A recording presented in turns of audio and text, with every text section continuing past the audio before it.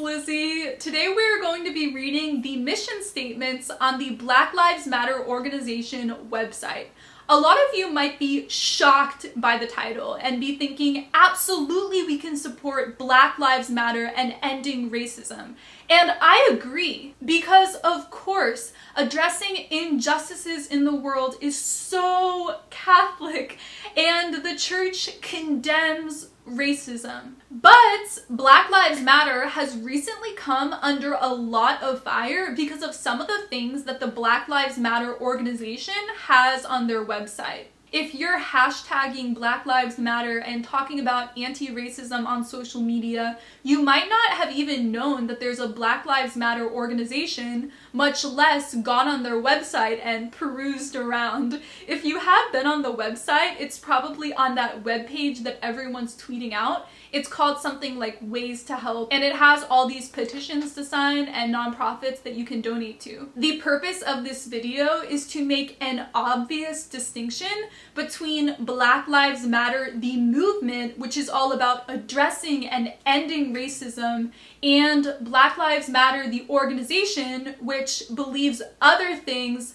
in addition to ending racism. My biggest issue with people disagreeing with Black Lives Matter, the organization, is that they're using it as an excuse to completely avoid talking about racism. The people tweeting and making videos against Black Lives Matter, the organization, are completely avoiding talking about systemic racism.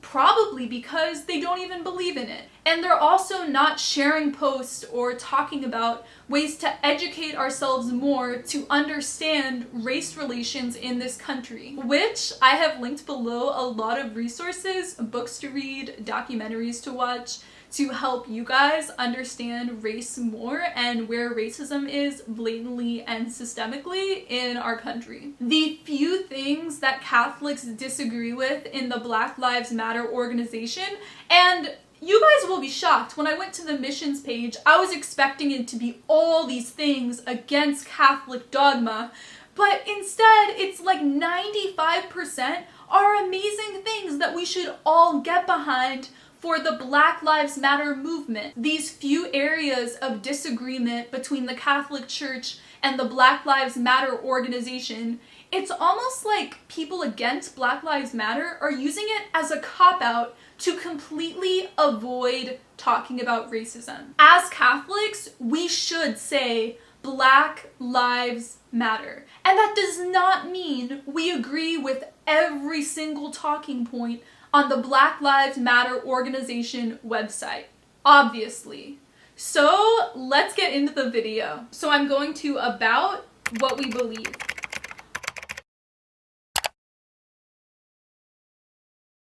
Four years ago, what is now known as the Black Lives Matter Global Network began to organize. It started out as a chapter-based, member-led organization whose mission was to build local power and to intervene when violence was inflicted on Black communities by the state and vigilantes. In the years since, we've committed to struggling together and to imagining and creating a world free of anti-Blackness where every Black person has the social, economic, and political power to thrive. That sounds great. I agree with all of that. So then it says, enraged by the death of Trayvon Martin and the subsequent acquittal of his killer, George Zimmerman. Yeah, that was so evil what happened, where he didn't even go to jail at all. It was awful. He went to high school with my best friend as well. And then that same friend, who is Black, his cousin was shot to death by a cop in where I'm from, the same exact county I'm from in Florida.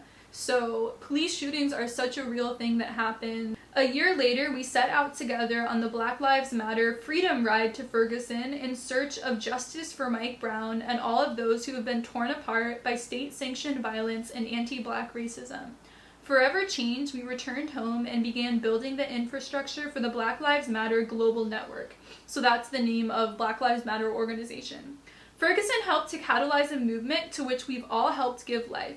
Organizers who call this network home have ousted anti-Black politicians, won critical legislation to benefit Black lives, and changed the terms of the debate on Blackness around the world. Through movement and relationship building, we have also helped catalyze other movements and shifted culture with an eye towards the dangerous impacts of anti-Blackness. So I really like this a lot. They're trying to pass legislation that helps the Black community.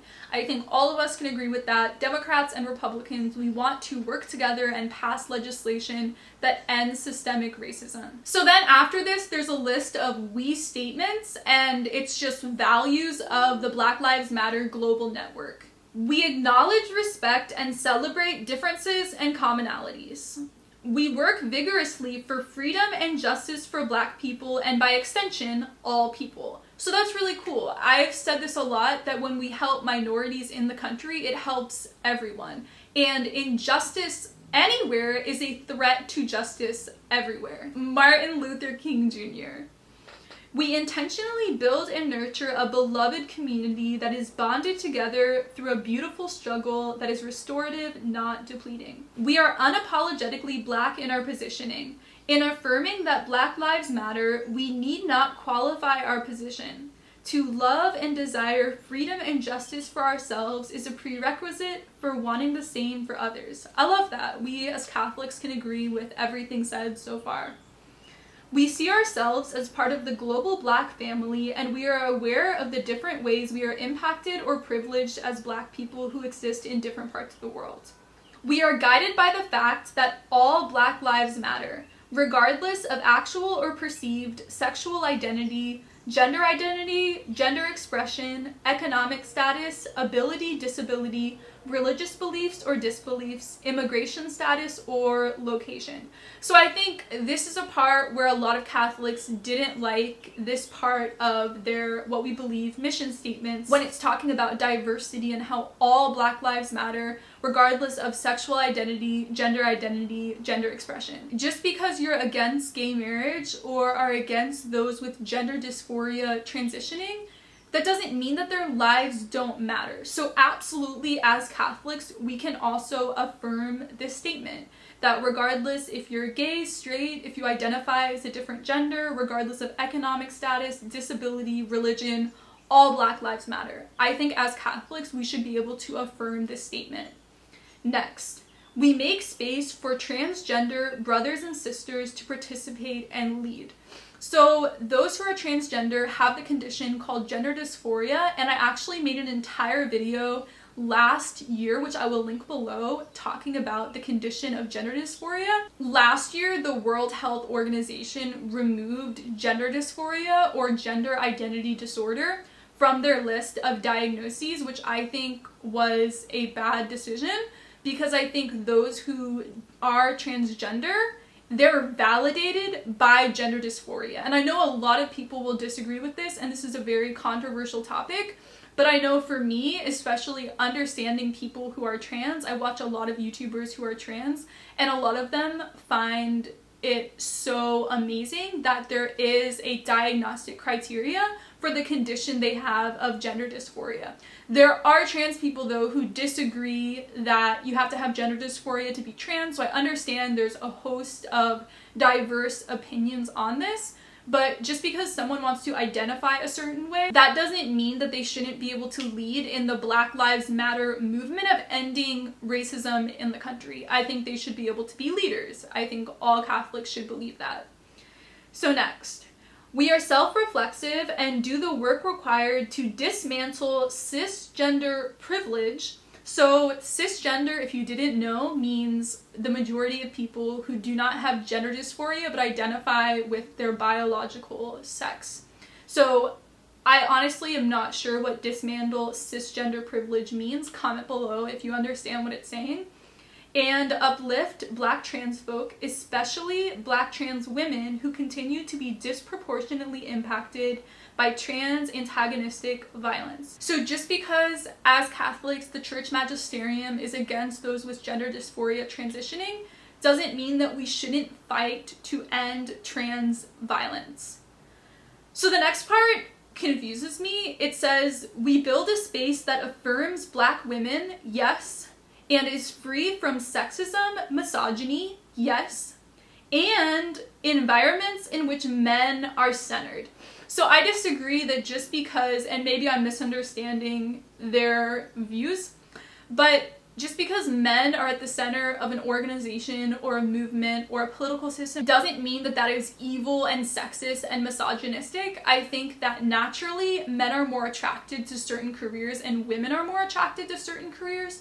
And so that's why in a lot of spaces there's more men. I think diversity is really important. I support affirmative action. I think it's really important to encourage women to go into fields that are traditionally male, that they may feel like they don't belong in. For example, I was a philosophy major, majority male field. My sister was a computer programmer. In her major, it was majority male, and so I think we should be encouraging women. Yes, I think that biologically men are programmed to be interested in certain careers and women are programmed to be interested in certain careers. But just because that's the case, there are a lot of people who don't fit into those gender stereotypes, and so I think it's really important to encourage women to love any career. But just because men are centered in engineering or computer programming or politics, just because there's majority male, it doesn't mean it's intrinsically evil. A great example is how in the early church we refer to the church fathers. It was majority men in the early church who were writing theology and fighting heresies and the leaders of the church. Yes, there were so many female saints, and there have been throughout Catholicism, but especially in the early church, it was male-centered in a lot of ways, and it was diverse racially, but there weren't as many women doing saint writings, and that doesn't mean that it's bad because it's majority male. So I would say that I disagree with them here, unless I'm misunderstanding what they mean by men are centered. Next, we practice empathy. Beautiful. We engage comrades with the intent to learn about and connect with their contexts. We make our spaces family-friendly and enable parents to fully participate with their children. Yes, I love family-friendly. My videos are family-friendly. I always make sure to not curse and not talk about inappropriate topics, so all my videos remain monetized. So I love family-friendly. And we dismantle the patriarchal practice that requires mothers to work double shifts so that they can mother in private even as they participate in public justice work. So I think this is saying that because of our current economy, especially women who are underprivileged economically, like if they're a single mom, they might have to work double shifts. I'm not sure exactly what this is saying. Comment below if I'm completely misunderstanding it, but I feel like we should all be able to get behind not wanting women to be overworked and to be able to have time to raise their children. I mean, people who are super conservative in Catholicism and against Black Lives Matter want women to stay home and not work at all. So I feel like the really conservative Catholics should agree with this because they want women to not be overworked. So next, the most controversial thing on the website that Catholics are talking about. We disrupt the Western prescribed nuclear family structure requirement by supporting each other as extended families and villages that collectively care for one another, especially our children, to the degree that mothers, parents, and children are comfortable. I don't want to disrupt the Western prescribed nuclear family, and I will say that this doesn't seem very Catholic. But Christianity was started as a non-Western religion. At the time, they lived in houses with all of their extended family. And this is one of the reasons in my Mary is a perpetual virgin video. It was actually evidence for one of the points that the Greek word for brothers and cousins is the same word, and one of the reasons it is and why it makes sense that when they're saying Jesus' brothers and sisters, it also means his cousins, is because they all grew up together in the same home. I think the Catholics who are really against this might have not thought it through all the way. I don't see what the problem is as Catholics to want to include extended family in raising children. I think the concept of villages is really cool. I think a lot of the Catholics who hate this part so much are misunderstanding it a lot. I think they're just saying they want extended family to be a part of raising and nurturing children, which I think is so important because the same Catholics who hate this are against putting babies and children in daycare and believe that they should be raised by the family. And so I think it's a positive thing if you're raising children and your parents or aunts and uncles are all involved in taking care of the children and raising the family together. I don't understand how that is anti-Catholic. I will say disrupt nuclear family structure that sounds very anti-Catholic when you say it. But I think what they mean is that they want extended family to be really close with each other, which, why is that a negative thing? But then it has a caveat to the degree that mothers, parents, and children are comfortable. So if you're uncomfortable with it, then we don't have to disrupt the Western prescribed nuclear family unit. So yeah, this one is really interesting. I understand why Catholics have a problem with it, but I don't think it's that problematic. We foster a queer-affirming network. When we gather, we do so with the intention of freeing ourselves from the tight grip of heteronormative thinking, or rather, the belief that all in the world are heterosexual, unless she, he, or they disclose otherwise. So, as Catholics, the church is against gay marriage, and there will never be gay marriage in the church. We understand sex and marriage as intrinsically procreative. Every single sex act in Catholicism has to be unitive and procreative. So we're also against birth control, contraception, masturbation, in vitro fertilization, sex outside of a marriage covenant. So we're very consistent in our belief that sex always has to be procreative. And so in that sense, they would say that the Catholic Church is not a queer affirming network. It does say the belief that all in the world are heterosexual, so freeing ourselves from the tight grip of heteronormative thinking, which they're defining as the belief that all in the world are heterosexual. So as Catholics, we do accept that there are people who have same-sex attraction. So I think in that sense, we can agree with that statement. We cultivate an intergenerational and communal network free from ageism. Interesting. We believe that all people, regardless of age, show up with the capacity to lead and learn. Absolutely, I agree with that. All Catholics can agree with that. We embody and practice justice, liberation, and peace in our engagements with one another. I absolutely love that. As Catholics, we can agree with that part of their mission statement. So my conclusion from reading the What We Believe section of the Black Lives Matter Global Network's website is that yes, as Catholics, we disagree with a couple things on their website, but as Catholics, we can support the Black Lives Matter movement by ending racism, educating ourselves where systemic racism does exist in our society, which I have linked below. So many resources that you guys can check out so we can understand more the forces going on in our country that have for hundreds of years that have harmed the Black community. Something else I want to say that's really important, the Black Lives Matter organization's website, they're directing people to contribute to other organizations. So it's not like during this whole Black Lives Matter movement, they're gaining so much money for the organization. No.